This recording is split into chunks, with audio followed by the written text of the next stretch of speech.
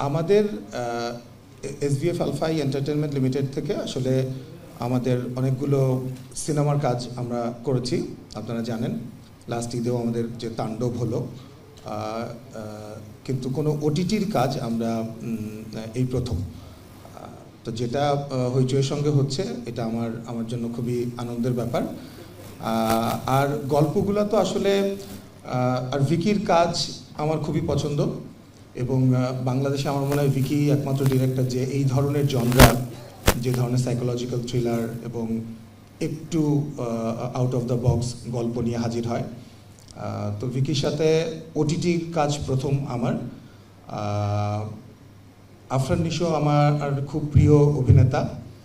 তো আফরান নিশোর সঙ্গে প্রায় গল্প নিয়ে যখন বসা হয়, তখন দেখা যায় যে আমরা যেমন আমার ক্রিয়েটিভ হেড, আমাদের সিইও সন্দীপ শ্রীবাস্তবা এখানে আছে, তো অনেকগুলো গল্প নিয়ে বসেছি, হয়তো দেখা গেল নিশোর সঙ্গে গল্প করতে করতে অন্য একটা গল্পে হাজির হয়ে গিয়ে আমরা ল্যান্ড করি। হয়তো 5টা গল্প নিয়ে আলাপ করছিলাম, 6 নম্বর গল্প নতুন একটা গল্প নিয়ে হাজির হলাম।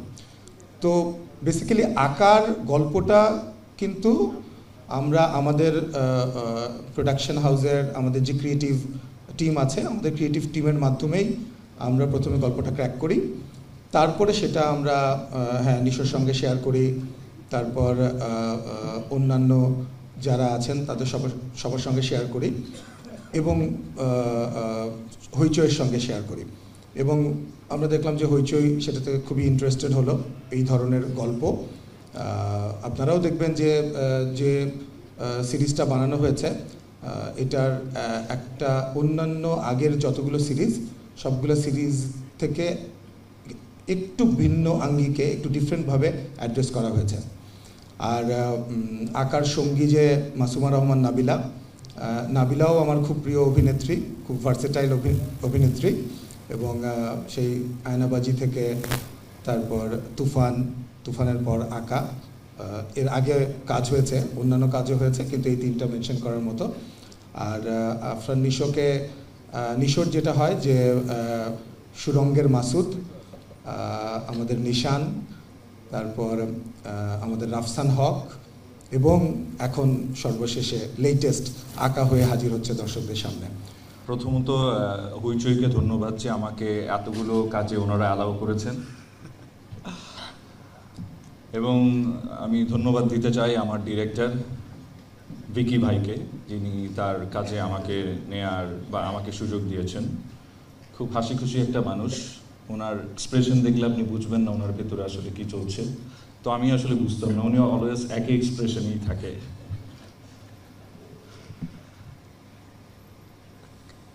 নিশো ভাইয়ের কথা একটু আলাদাভাবে বলতে হয়। যেই কাজটা আমাকে আসলে আমার অন্যান্য কাজের বাইরে আমাকে আলাদাভাবে দর্শকদের কাছে পরিচিত করেছে, সেই কাজটা হলো কাইজার, আর সেই কাইজার হলো নিশো ভাই। তো ওনার সাথে কাজ করতে গেলে আমি একটা এক্সাইটমেন্ট ফিল করি, আমি মনে করি যে নতুন একটা মনে হয় কিছু একটা সৃষ্টি হতে যাচ্ছে, যেটা আমার জন্য সবসময় পজিটিভ হয়। কাইজারের পর থেকে আমার লাইফের সিনারিওটা অন্যরকমভাবে হয়েছে, সেটা দর্শকদের দিক থেকে, সেটা আমার সাংবাদিক ভাই বন্ধুরা যারা আছেন তাদের দিক থেকে, এবং আমার নিজের বলার ক্ষেত্রেও ব্যারিস্টার একটা আলাদা মাত্রা আমার জীবনে দিয়েছে। তো আমার নিজের অ্যাক্টিংয়ের ক্ষেত্রেও এটা একটা বিশেষ পরিবর্তন ছিল। আমি কীভাবে অ্যাক্টিং করি এটা একটা এক্সপেরিমেন্ট ছিল, এবং আমি সেদিক থেকে নিশো ভাইয়ের প্রতি খুবই কৃতজ্ঞ। উনি আমাকে যথেষ্ট সাহায্য করেছে কাইজারের সময়। এবং আবার আমাদের দেখা হয় 16.5-তে। 16.5-তে একটা দারুণ একটা লুক নিয়ে এসেছিল নিশো ভাই। 16.5-র প্রতি আমাদের যে এক্সপেকটেশনটা ছিল, জানি না কেন, হয়তো টাইম খারাপ হতে পারে, নানান ইস্যুতে হয়তো বা কাজটা দর্শকদের কাছে ওইভাবে আমরা পৌঁছতে পারিনি, বাট এটা একটা খুব দারুণ একটা কাজ।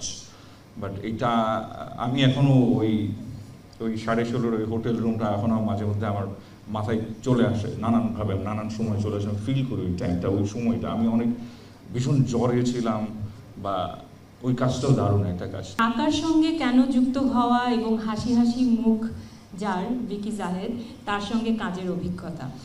আঁকার সঙ্গে যুক্ত হওয়াটা মেইনলি আমাকে অনেস্টলি শাকিল ভাই বলেছিল যে এরকম একটা কাজ আছে, এরকম একটা ক্যারেক্টার আছে, তুমি কি করতে চাও কি না, তুমি দেখতে পারো, এরকম একটি প্রস্তাবনা ছিল। তো আমি বলেছিলাম আচ্ছা কি, কে, তো বললো ভিকি জাহেদ করছে। তখন আমি ভীষণ এক্সাইটেড হয়ে গেছি যে আচ্ছা, মানে কারণ আমি ওনার কাজের ভীষণ ভক্ত, আমি ওনার কাজ দেখেছি, কিন্তু ওনার সঙ্গে আমার ব্যক্তিগতভাবে সেভাবে পরিচয় ছিল না। তারপর একটা মিটিং করলাম ভিকি ভাইয়ের সঙ্গে, যেখানে গল্প সম্পর্কে, চরিত্র সম্পর্কে আরেকটু বিস্তারিত জেনেছি। তো আমি ওনাকে প্রথমবার যখন ওনার সঙ্গে বসলাম আমি খুব অবাক হলাম, কারণ ভিকি ভাইয়ের কাজ যে প্রত্যেকে দেখেছে, তো কাজের ধরন জানে। বর্ষণ যেমন খুব সুন্দর করে বলে গেল যে ওনার একটা সিগনেচার আছে, অনেক ব্লাডশেড, সাইকো থ্রিলার, এটা একটা নতুন genre, and I think Vicky ভাই এটার মধ্যে এক্সেলেন্স করছে আমাদের দেশে। বাট লোকটা সামনাসামনি সো ইনোসেন্ট, সবসময় একটা হাসি চেহারা, হাসি মুখ, সো পজিটিভ। সত্যি কথা, আমার ফার্স্ট ইমপ্রেশন মনে হচ্ছে এই লোকের ভেতর থেকে এরকম গল্প বের হয় কীভাবে। ইনফ্যাক্ট এই প্রশ্ন আমি ওনাকে অনেকবার করেছি যে আপনি এত মানে হাসি মুখ, হাসি হাসি থাকা একটা মানুষের মধ্যে থেকে এত ক্রিমিনাল মেন্টালিটি, এত সাইকোপ্যাথের মতো মানে চিন্তা ভাবনা কিভাবে আসে, এটা আমি প্রথম মিটিংয়ে ওনাকে প্রশ্ন করি। যাই হোক, উনি ওনার মতো উত্তর দিয়েছিলেন। আর ওনার সঙ্গে কাজের অভিজ্ঞতা দারুণ। উনি প্রচণ্ড পজিটিভ একটা মানুষ। সেটের মধ্যে ওনার ভয়েস একটা সার্টেন লেভেলের ডেসিবেলের উপর উঠে না, যেটা সাধারণত অন্যান্য ডিরেক্টরদের উঠে যখন ওরা খুব উত্তেজিত হয়ে যায় এবং রেগে যায় শুটিংয়ের নানা কারণে। বাট উনি খুবই ঠান্ডা মেজাজের মানুষ। শুটিংয়ে অনেক রকম কাণ্ড হয়, অনেক ঝড়ঝাপটা হয়, লেট হয়, বাট উনি খুবই খুবই কুল মাইন্ডে থাকে এবং সবাইকে খুব নাইসলি হ্যান্ডেল করে। এবং নিশু ভাইকে তো ডেফিনেটলি অনেক নাইসলি হ্যান্ডেল করে। নিশু ভাইকে হ্যান্ডেল করা is not, I mean Vicky ভাইয়ের চেয়ে বেটার কে পারে আমি জানি না, বাট ভিকি ভাই ইজ লাইক ওই জায়গায় ইজ 10 on 10। আর নিশু ভাইয়ের সঙ্গে আমার 4 বছর পর একটা কাজ হচ্ছে। আমরা এর আগে একটা নাটক করেছিলাম একসঙ্গে, সেটাও আলফাই দ্বারা প্রযোজিত ছিল। একটু আগে আমরা মনে করছিলাম যে আমাদের আগে কি কাজ ছিল। ইনফ্যাক্ট আমি, নিশু ভাই, বর্ষণ একটা কাজ করেছিলাম, আনফর্চুনেটলি ওটা রিলিজ হয়নি। তো নিশু ভাই একই রকম আছেন। নিশু ভাইয়ের ভেতরে অনেক কথা, অনেক গল্প, অনেক ওপিনিয়ন্স, যেটা শ্যুটের ফাঁকে ফাঁকে উনি সবার সাথে শেয়ার করেন। এবং আমি তো খুব ভালো শ্রোতা, আমি সেটা খুব সুন্দরভাবে শুনি, আহরণ করি ওনার জ্ঞান। বাট না, he is a very nice person to work with, very, মানে আর অ্যাক্টর হিসেবে তো আপনারা সবাই জানেন, নতুন করে বলবার কিছু নেই। আমি সামনাসামনি এই কাজটা তো আরও অনেক ইন্টেন্স ছিল এবং অনেক লম্বা সময় ধরে আমরা শ্যুট করেছি, তো আরও কাছ থেকে আমি ওনার যে ক্রাফটটা আরও কাছ থেকে দেখেছি। He is a great actor. তো খুব সুন্দরভাবে কাজ করেছি। আমাদের কাজটা আরও আগে বেরোবার কথা ছিল, তো ফাইনালি বের হচ্ছে, তো আমি খুবই এক্সাইটেড।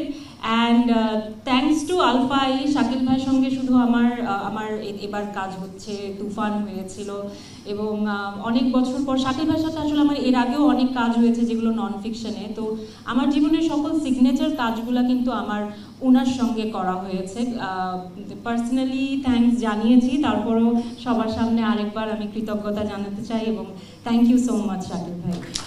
অ্যান্ড থ্যাংক ইউ হইচইয়ের সঙ্গে ইনডিরেক্টলি কাজ হয়েছে, অনেক ডিরেক্টলি কাজ হচ্ছে। তো thanks for welcoming me so warmly. আর এই তো 4 সেপ্টেম্বর রিলিজ পাচ্ছে, আশা করি সবাই অনেক বেশি এনজয় করবেন। আই থিঙ্ক একটা ভালো সিরিজ অনেকদিন পর আসছে, অনেকদিন কোনো ওটিটিতে সিরিজ মনে হচ্ছে না এসেছিল।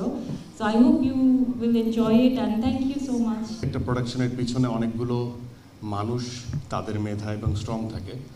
তো আমার মনে হয় যে আমরা একজন ভিকি জাহেদ, একজন আফরান নিশো, একজন নাবিলা, একজন বর্ষণ, একজন সেতু ভাই, সবার নাম শুনি, কিন্তু পিছনের মানুষগুলোকে অনেক সময় মনে করতে ভুলে যাই।